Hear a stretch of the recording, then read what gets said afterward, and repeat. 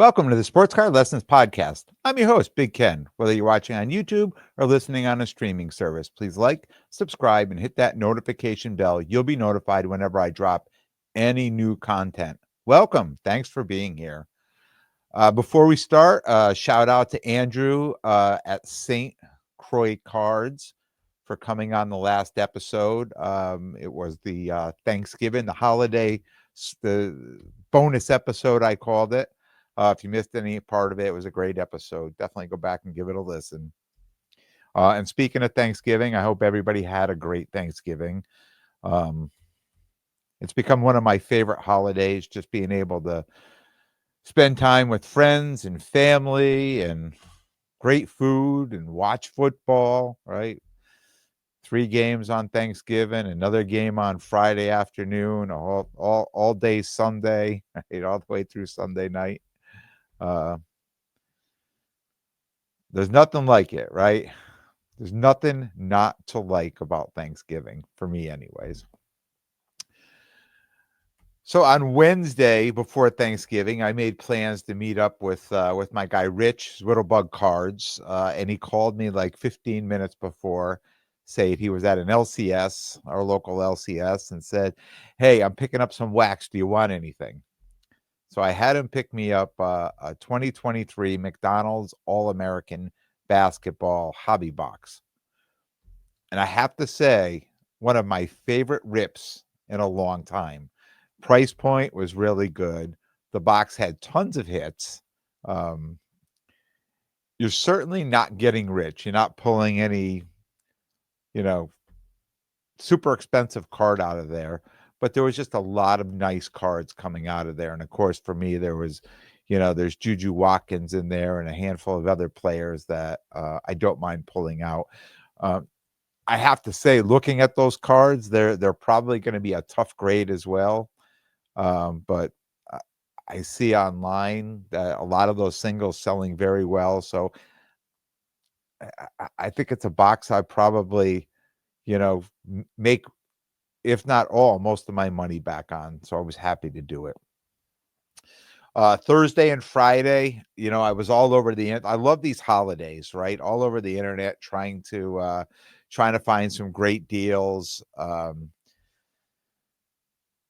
cards, even on wax or any hobby related items, right? Just out there searching. You're hoping for the Black Friday specials and the holiday weekend specials, and I know we still have another day, Cyber Monday, right? But it just seemed like some of the stuff that I was looking for, not much of it went on sale or on discount. I did buy some cards, which obviously I don't have, just buying them, online, waiting for them to come. But on most other stuff, I really didn't find that much value, in nothing worth pulling the trigger on anyways, especially like a retail type of purchase. Saturday night, it's like a traditional Thanksgiving weekend to have your high school reunions, right? Because usually everybody's home. So on Saturday night was my high school reunion. We have it every 5 years, and I won't tell you how many years it's been, but it's been a lot. Um, Interesting talking to people, telling them that I'm back in the hobby. I've been back 4 or 5 years in the hobby, and how many people I'm talking to said that they have boxes of cards, either cards that they had as kids or their parents, like talking to people. We're at that age now where our parents are starting to pass away and we have to go in and clean. I say we, but my generation has started cleaning out houses and coming across boxes of cards, and nobody really knows what to do with the cards. Right? They're all afraid to throw them out or give them away because, they're thinking they must be worth money. They're old, so they have to be expensive. We know most aren't worth pretty much anything, and or very little, but you never know, right? It's always that story is, they came across a box of cards and and it was worth a fortune, so here I am at my reunion, giving out my information, tell people, yeah, call me, text me, here's my cell phone, text me some pictures, I'll tell you what you have. I try to explain people to, like, junk wax and things like that, especially people that are my age. A lot of what we had was junk wax. um, but you never know, and I didn't realize it till I was in the moment last night that this is a great place to find some cards, right? You never know. Pass out your information. You never know what may come of it. So I'm super excited to see what happens with that. If I anybody actually reaches out to me, or if I get any pictures. Uh, Today, Sunday, I did a show. I did a local show at the Core Training Center in Orange, Connecticut. It was a great show. There was a lot of foot traffic, and I know there was no other local show going on. There was a show in New Jersey, there was a show in Long Island, but nothing local. And I have to say, like, I do a lot of the local shows, and you start seeing a lot of the same people. And at this show, I saw a lot of new faces, at the show. So I was super excited about that. And the foot traffic was really, really good at this show. It was constant foot traffic all day. Lots of people buying. But again, my biggest sellers of what I sold all day, it was all coming out of the singles boxes. Nothing out of my cases, or I should say case. I'm down to one now. Um, but I think that's now becoming the norm for most of these local shows. Um, I saw my guy Alex from Ideal Cards when I showed up for setup, and he asked me, have you ever done this show before? I said, no, I hadn't. And he said, I hope you brought your singles boxes. I said, I did. He said, good, thumbs up. He said, you'll do well with those. Knowing that I talk about know the show, right? So that's what this show, people who've done the show before, saying to me, and it just worked out that this is what I've been doing, putting these boxes together of stuff I have here in the office. I walked this show before the show started and at the end, and I have to tell you, I didn't see any Patrick Mahomes cards out there, no Tom Brady cards out there, no high-end cards that caught my eye or got me excited. Um, and I know people are saying, the market is down, the prices are down, but realistically, those cards are going to be out of cases for probably at least 6 months, right? If they're out now, I don't see them coming back in. Where usually I think people would keep those in their cases, even at the local shows, they would keep them in their cases for, at least to the end of the year, or maybe even into January, disregarding, like, look, this is my price on the card, but didn't even see those out there today. And for someone like me who's always looking for those cards, it's going to be a long 6 months, right? Um, unless whoever goes to the Super Bowl, we see a little bit of a run during the playoffs of the Super Bowl, those cards are going to come out. We don't know who that's going to be. We can certainly speculate, but it's going to be interesting this year to see um, who it's going to be. We know it's not going to be Brady, right? Obviously. So, um, and I was talking to people about Brady cards, and they feel they're the most, one of the most safe cards right now, because he's not going to get hurt. He's not going to, there's nothing that he's doing that's going to make his card come down, but there's not a lot going on that's going to make that card go up either. Um, and as far as Mahomes, you know what? I won't even cheer about Mahomes and my Chiefs with their win on Friday. Um, I'm just as amazed as you are that they won that game. And I know it's a divisional game, and they always play each other tough. But man, as a Chiefs fan, that was a tough game to watch. That was certainly a tough game to watch. Um, but back to the show. My setup at shows, since I've been back in the hobby, has always been 2 showcases and a value box. Over the last 2 months, I've reduced to 1 showcase, uh, and added more value boxes, taking that space up. And considering where the hobby has been since I got back 4 plus years ago, my mindset with setting up at these shows has completely changed. I mean, just the thought preparing for the show, everything that I was doing, for, you know, 4 straight years preparing for the show the same way, preparing for the show the same way, doing the same thing, where now over these last couple months, I was like, "Wow, I really need to change things up." Like, I'm going to shows with an old mindset, setting up the way I used to set up and not doing as well and looking around and seeing what other people are doing. Conversations I have with a lot of people, I'm asking what's working for you, what's doing well, and they're all saying the same thing. I'm getting rid of the bigger cards. I'm coming in at smaller cards, slabs under $100, singles, things like that. Uh, I'm still setting up a showcase. I don't expect to sell anything out of the showcase, but it's the old. A lot of people used to say that. I'd say, "Oh, I have this card. It's not going to sell. I'm not going to bring it. I'm going to leave it at home, or I'm going to leave it at." And people used to say all the time, "Why? Why not? Put it in the case. You have no idea. It could end up being trade bait. Somebody may show up and be like, that's the card I'm looking for." Right. So I still like to have a case and put those cards in there because you never know. You never know who's going to show up at a show and say, "Hey, this is the card I really want." So instead of taking a chance of just not putting it out, I'll still leave room for 1 case to put those cards in. I'm not expecting to sell anything out of those cases at these local shows I do, but I'm still gonna put them in there.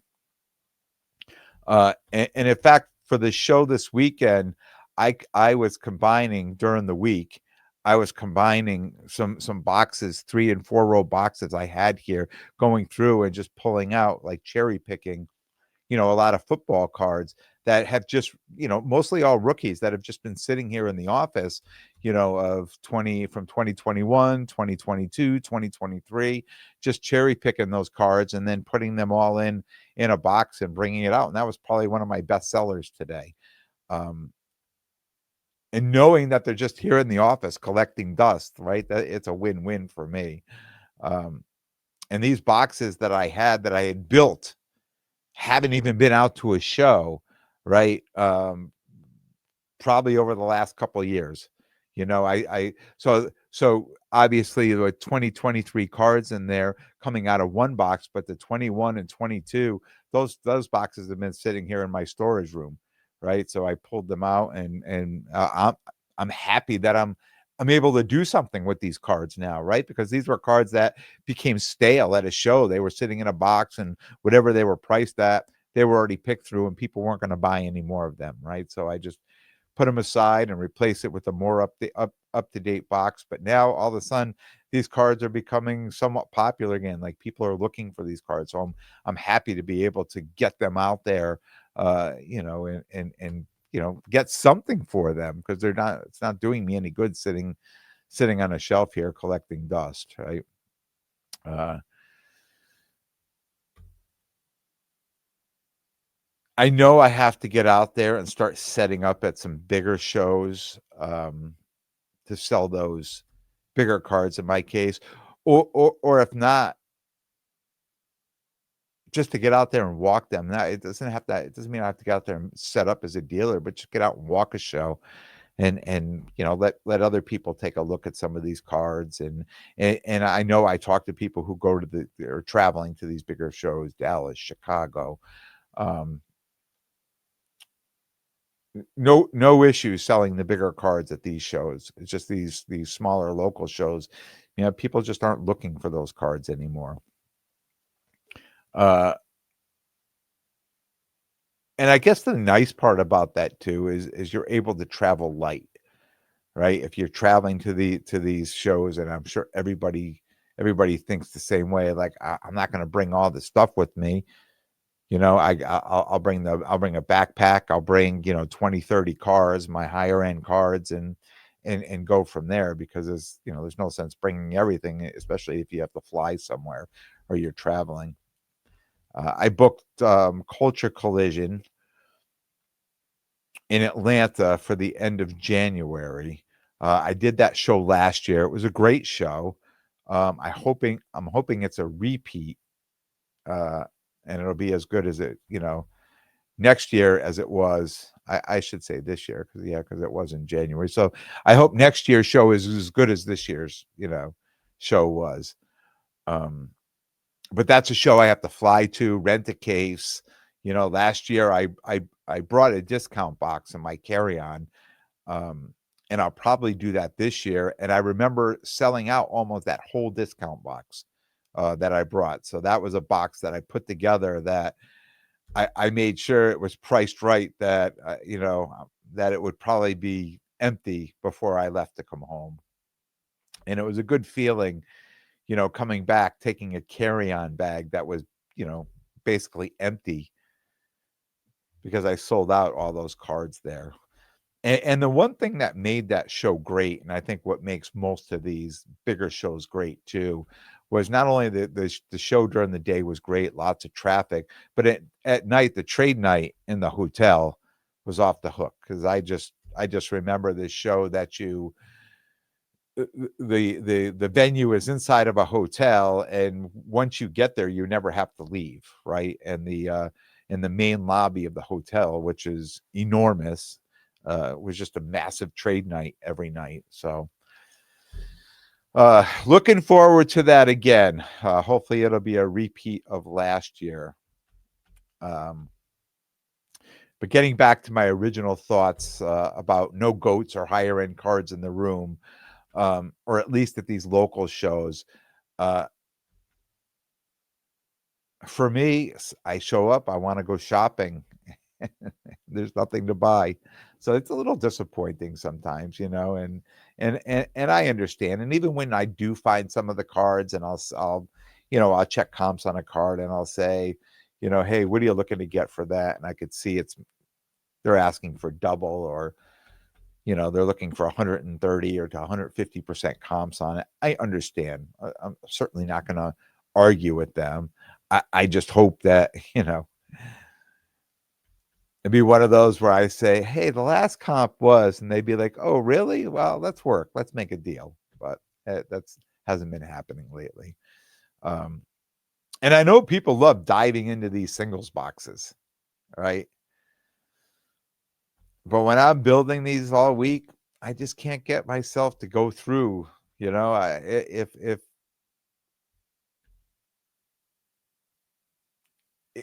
if I go dig into a box and I get about 15 cards in, and I haven't seen anything that I remotely want, I start to lose interest quickly. And it's who I am. And I know that about myself. And then I'll start, moving, 30, 25, 30 cards at a time, just pulling back, pulling back, pulling back to see if I can get to something that I'm more interested in. Because there's not a lot that I buy out there. There's not, I mean, my lanes are pretty defined on what I do. So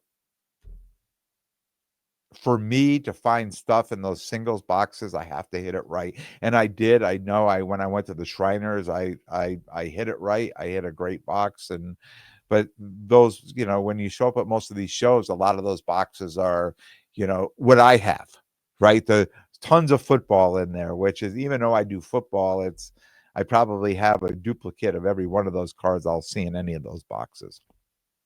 You know? And I'm starting to see a lot of new, as a dealer, I'm starting to see a lot of new collectors, especially at the local shows. They come up, they're asking for certain players. A lot of it's the WNBA stuff. Um, People are really getting excited about that. But they come up and they'll be like, "Oh, you know, do you have this particular player?" And I'm directing them to the boxes. Uh, and they start to realize how many cards are in that box. And they look back up at you like, they want you to literally pull that card out. Like, help me, help me find that card because I'm really not sure what I'm doing at this point. Um, and I laugh sometimes because I know they're paying. I feel the same way sometimes. You feel a little overwhelmed. You're seeing a 5-row box, and somebody says, "Oh, so and so, yeah, I think it's in that box." And then you got to go through it. I know some people live for those boxes, and some like me get exhausted going through them. Um, Today was a perfect example. Someone looking for a Sue Bird card, and I had a 5-row WNBA box, and I said, "Yeah, there's a number of Sue Birds in that right in there." And each row is a different price. There's a $2 row, $3, 5, 10, 15, and over. Um, And I know she went to the first row, went through a couple of them, and kinda glanced up at me and said, "Am I in the right place?" I said, "Well, yeah, they're in that box." And I wasn't busy at the time, so I said, "You look there, I'll look." So I started going through and pulling out all the Sue Bird cards out of there and saying, "This is $3 card, a $5 card, a $10 card," But if it'd been a busy show, I wouldn't have had the time to go through and I probably would have never made the sale if I didn't jump in and start pulling cards out. Um, it's interesting the motivation you get when you're set up and the show gets a little slow with people at your table and someone comes looking. You want to jump right in, like, yeah, let me find those cards for you. Um, and I'm happy to have those boxes. I am happy to have those boxes because that's to me, it keeps me going to these shows. These boxes are paying the day. They're adding some income. I'm getting to go out. I'm getting to spend time in the hobby. Um, Lots of opportunities at this shows, but it's nice to have these boxes. Um, but it's been kind of a big change for me selling only low dollar items. And like everything else, there's a learning curve. You know, there's a much different sales strategy I find. And if you would have asked me a few months ago, I'm like, "No, it's the same thing. You're selling dollar cards, you're selling $500 cards, it's the same thing." But there's a much different sales strategy when you're selling cards that are 100 and 200 and up versus selling singles that are 50 cents, a dollar, $2, $3, up to $20 on there. Is it definitely a different sales strategy. Um, and even though I look at these singles as found money, and I use that phrase a lot, and I know a lot of people have difficulty when I use that phrase, but I mean it's really not. All these cards are from boxes that I've ripped. I've paid for these boxes. I've ripped these boxes. I pulled these cards out. So it's really not found money to me. It's more maybe I should call it misplaced money. Right? So it's definitely money I've spent, but and probably didn't recoup back what I spent, but at some point, it's nice to get something out of it. Um, but with these, there's still very tight margins, because even when people are coming to buy the singles, I mean, almost 100% of those are going to be resold.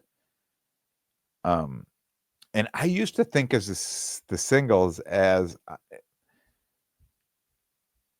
again, found money, right? $1 a card, right? And then and I know all these cards are maybe $2. Most of the cards in there are maybe up to $2, a value of up to $2, but $1 a card. And then I'm discounting on top of that. And I become more where um, I'm setting a price on there and I'm trying to stick more to the price.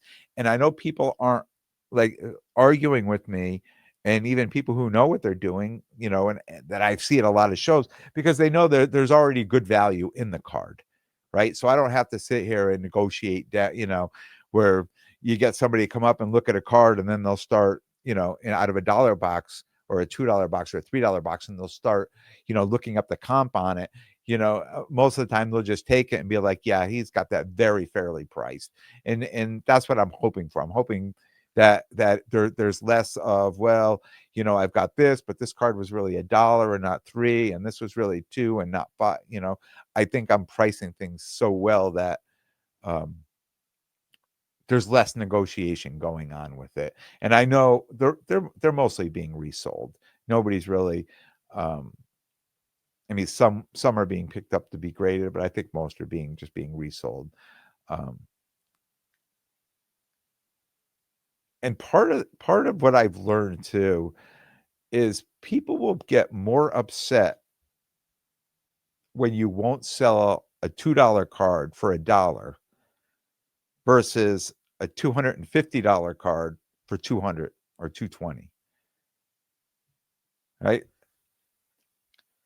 Much different mindset of the person buying the $1 and the $2 card versus the person buying the 200 or the $250 card, or the 100 and over. Just a totally different mindset when it comes to um, the strategy of what they're doing. And I know it's all on their end, what they're doing, the purpose of buying that card, and what that card is going to do, what they're going to do with that card. Um, so for me, I have to say it's been a learning curve, but it's been somewhat fun for me to figure this out. Um, I don't want to use the word complacent, but I was doing the same thing over and over and over, and now things have changed up a bit, right? And it's been somewhat of a learning curve, and I'm happy to be figuring this stuff out. Um, when I jumped back into the hobby, people who had been in the hobby um, would would talk about shows being like they are now. So when I started setting up and I was putting slabs in discount boxes, and people said, "Oh, like all this is like a whole new hobby out here now, right? All these people showing up and the flipping and the this and the that and it's like it used to be, all these singles boxes and you know, uh, a slow Sunday afternoon, and now all of a sudden we got, the room is packed and everybody's selling something. The hobby is, you used to hear the stories of what it's like before I jumped back in, right? And it seems like it's getting a lot back there now. People are starting to say this is kind of what it used to be like, before the big rush in 2020 and 2021, when people like you, meaning me, jumped in and were doing all this stuff. We were the more experienced ones, right? When it's coming back into this, when in this flow where these little ebbs and tides and dips and rises, like we've seen this over all the years, where a lot of you new guys who've jumped back in, you have to figure this all out. And it's definitely been, somewhat of a learning curve, but I'm happy to be doing it. I'm happy to be figuring this stuff out. um,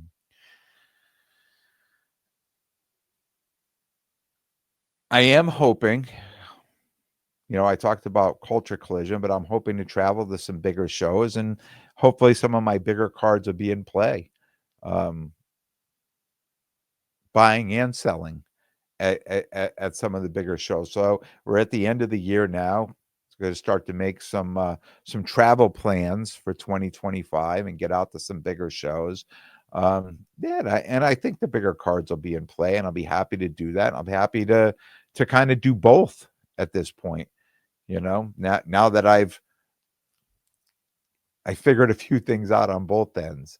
Um, but as far as these local shows, I think I'm starting to settle in to where the shows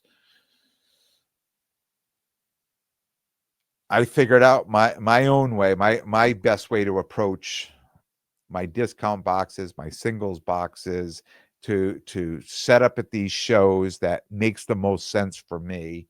And I'm even sprinkling a little bit of sealed wax again. I used to do that too back at the beginning. I used to pick up a lot of wax and set up, and nothing like I used to have a whole shelf full, but just picking up some stuff, throwing it on my table, and hoping it sells. I do have, at this point, I think over 160 cards out to PSA for grading. And most of those are going to be lower to mid-end slabs. Um, and that's really my focus for the beginning of next year, that run from January to March, April. Up there is a lot of the lower to mid-end slabs uh, that I know have been selling pretty well right now at shows. My last order, which I expected from PSA to have back, it's taking forever to come back. I mean, they got it at the beginning of October. Here we are in December, and it just got to grading like a week or two ago.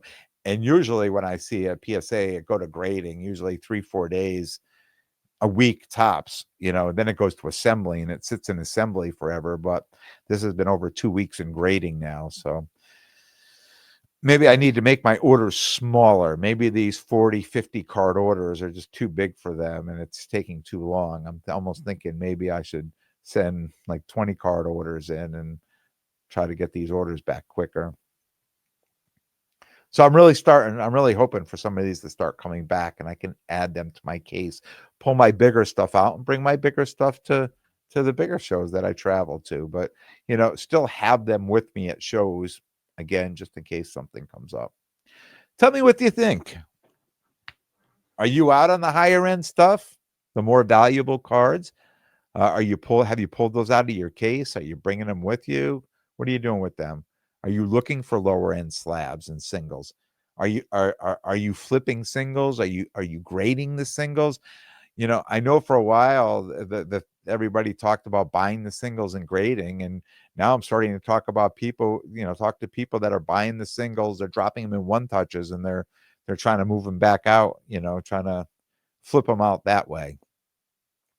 I hear a lot more people talking about flipping singles and not grading them as much anymore. I have no pickups to share. I talked about that. I did buy some cards online that they're probably all going to arrive tomorrow. They're probably all going to come on Monday and they'll all arrive the same day. And I can get that look from my mail lady as she drops all these packages at my step. But I'll have those to share for you. I'll share with you on the next episode later in the week. And I'm also going to talk a little bit, and that's going to be who I've been buying. Talk a little bit about who I'm prospecting on now and why. I want to thank everyone for tuning in. And if you like what you hear, please definitely subscribe. And most importantly, tell a friend and spread the word. Until next time, take care of yourselves and everyone around you.